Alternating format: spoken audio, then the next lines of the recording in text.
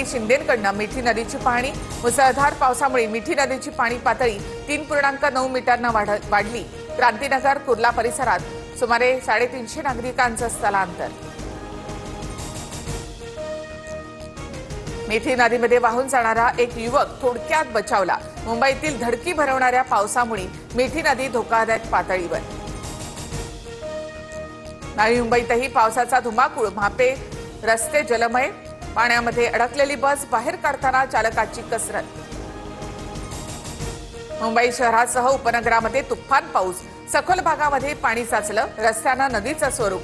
Dadar king circle सायन्ससह कुर्ल्यामध्ये वाहन चालकांची कसरत। रस्त्यावर घाणीचं साम्राज्य। मुसळधार पावसाने मुंबईतील रस्ते जलमय। घोडबंदर रोडवर बसमध्ये पाणी शिरलं। पावसाचं पाणी गाडीमध्ये शिरल्यामुळे अनेक गाड्या बंद पडल्या। लोणावळ्यामधील मुसळधार पावसामुळे भुशी डॅम ओव्हरफ्लो। लायन्स पॉइंटकडे जाणाऱ्या रस्त्यावर पाणीच पाणी। पोलीस प्रशासनाकडून नागरिकांना सतर्कतेचं आवाहन। अंधेरी सबवे वाहतुकीसाठी बंद। विरा देसाई मार्ग पाण्याखाली। वाहतूक गोखले पूल आणि ठाकरे पुलाच्या मार्गे वळवली।